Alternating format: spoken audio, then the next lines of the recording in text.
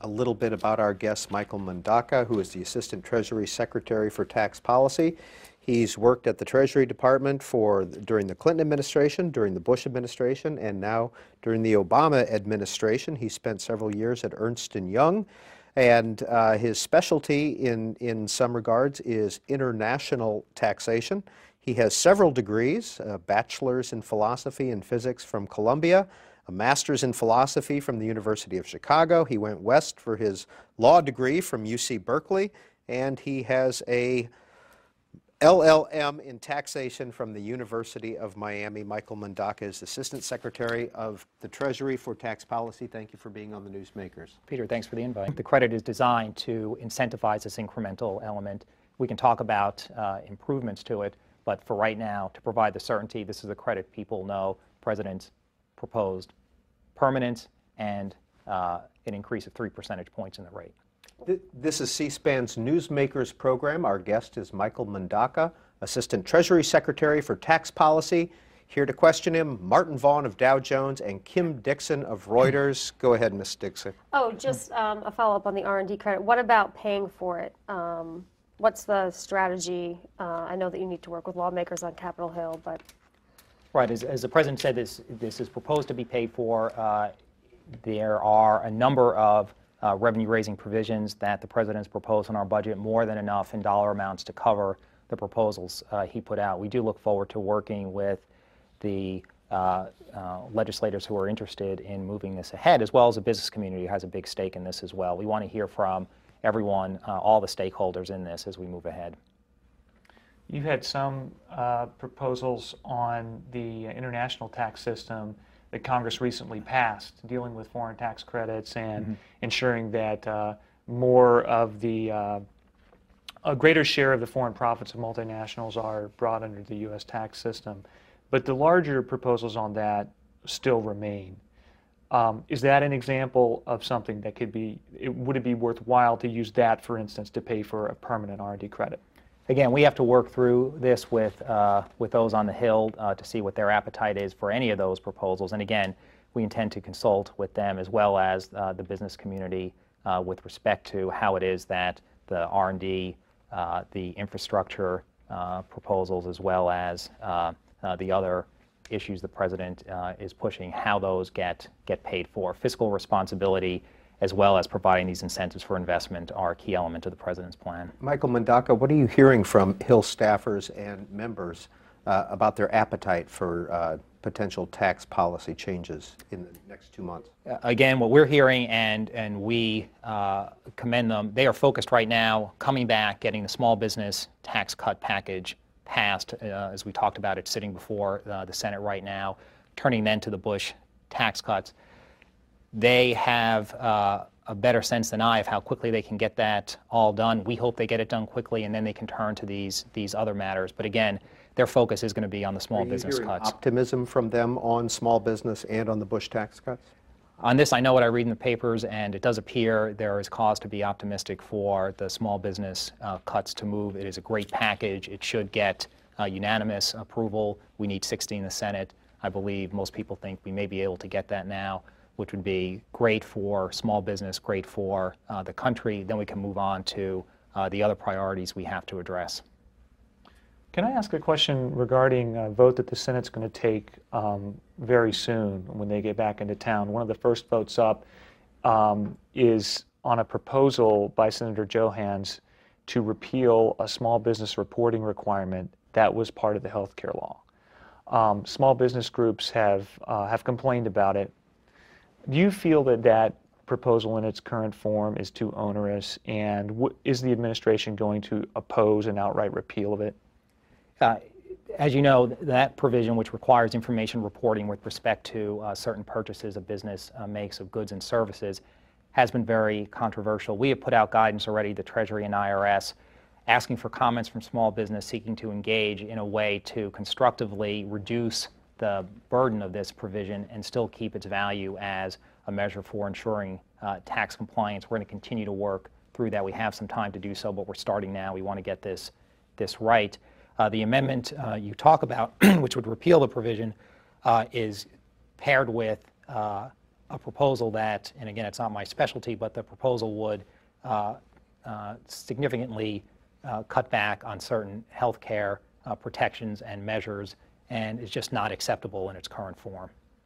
Is there a way to, do you feel confident, though, that the proposal can be watered down enough or fixed enough so that it wouldn't be onerous without repealing it, or do you think it would make just as much sense to repeal it if you can find a way to pay for it?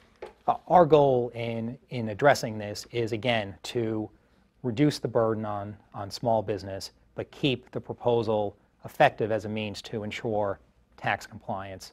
We're going to work with small business to try to get that done. There are constraints, there are limitations. We're going to do our best to get that done. The tax gap has been, the difference between what people owe and what they pay has been a focus of Democratic and Republican administrations, Congress, no matter which party is control. It's an important issue. We have to address it. Secretary Geithner and the President both have been very focused on this. We do want to make sure we collect the dollars that are owed. If we don't, it's an implicit tax increase on everyone else. Again, on this specific provision, we do want to make sure it works, that the IRS gets the information that it needs, but without undue burden on small business. We've got some time to work through it. We're going to use that time to get it right. On the estate tax, which expired this year, as you know, or expired at the end of last year, it's not in effect this year. There's this issue of whether, when or if there is a deal to sort of reimpose the estate tax, whether it'll be retroactive to millionaires and billionaires who died this year and didn't have to pay taxes on their estate. What's the current administration thinking on that? As you know, the President proposed to make permanent the estate tax at 2009 levels. We had hoped that would already have happened. It hasn't. It's one of those issues that really should have been addressed much earlier in the year. It is difficult now to assess when it is that might get taken up. There are issues with retroactivity that are going to have to be worked. We do have a lot to do on that proposal, so it's difficult to know at this point what the eventual shape of it might be. But does the administration have a position? There's been talk about giving taxpayers a choice because of this complicating factor about the cost basis of property. Is retroactivity something that the administration would support? You pick up on an important aspect where people think, well, this tax has gone away, so what could be the harm of simply extending it going forward? The problem is, for a lot of people, not having the estate tax in place is going to be a burden, because the way the estate tax was structured in 2009, and we hope will be permanently, is to have an exemption of up to $3.5 million. If you have an estate that's lower than that, and we estimate over 99% of estates are under that amount, it benefited you because you got a step up in the base of the property that transferred to your heirs. It helped in the record keeping. It kept taxes low. That's gone. So if you have an estate that's below that amount, you're sort of stuck now that you're trying to rebuild historical basis to figure out, if you sell those assets, how much gain might be generated, how much tax might be due. Those issues are complicated. They do have to be addressed. But you're right. People think of this in terms of, well, the estate tax has gone away. There must have been no harm done to those estates that were created in this year, but that's just simply not true. We have about 4 minutes left in our conversation with Michael Mundaca, who is Assistant Treasury Secretary for Tax Policy. Mr. Mundaca, is the AMT, which can often be a jolt at the end of the tax season for a lot of people, a priority for the Obama administration? The priority is to get the patch part of the middle class tax cuts extended, to take this off the table, excuse me, take this uncertainty off the table. We do understand in the context of larger tax reform we have to deal with the AMT. It's serving a purpose now it wasn't meant to serve. It was created initially to make sure that the very wealthiest Americans didn't reduce their tax to zero by setting up those alternative system. As you know, it wasn't inflation index, so each year it was bringing in more and more people into its ambit. It now hits solidly within the middle class. We've addressed that temporarily year by year. It's time to take this head on. The President included the cost of fixing it in his budget, a good sense of giving the American people a view into how expensive this is and the fiscal discipline that's required to make all this work. That was part of his budget when he first came into office, repeated in the second budget issued. It's a priority for us. You talked a little bit there about, or you referred to the larger picture of tax reform policy. Do you foresee the Obama administration in the next year or two moving forward with larger tax reform policies? As you know, the President set up two groups. One, the PRAB, which delivered its report a couple of weeks ago on its recommendations with respect to tax reform. Very solid report, very, very good on simplification. We're taking a close look at that. And then there's a fiscal commission that's going to come forward with its recommendations in December. We're going to obviously take a very close look at that. We think that could continue the debate we have to have about what reforms we make to our tax system. It simply isn't working well as it should right now. Time for one or two questions each. Could I just come back to the estate tax just for a minute on this problem between people that are facing a capital gains tax, even though the estate tax isn't in place? Mm-hmm. Would an election be a reasonable way to address that problem?